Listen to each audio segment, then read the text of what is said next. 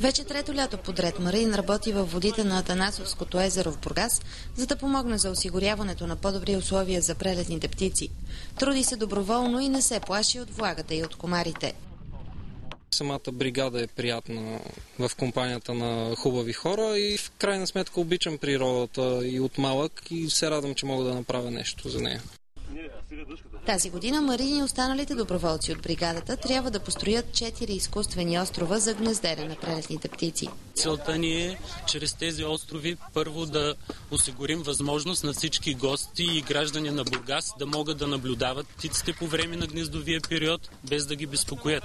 Може би ви прави впечатление, че островите са високи. Основната цел е да се осигури успешно отглеждане на потомство на речните и гривестите рибарки, тъй като по този начин островите са недостъпни за хищници. Работата от изминалите години вече дава резултат. Старите изкуствени острови са се превърнали в дом за 300 двойки гривести рибарки. А това според Марин и останалите доброволци е достатъчна награда за положените усилия. Да видя, когато свърши нещо, че ще влезне в употреба.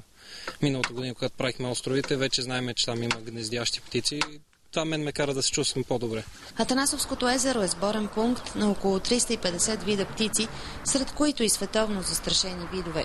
За TV7 от Бургас, Вера Стоянова.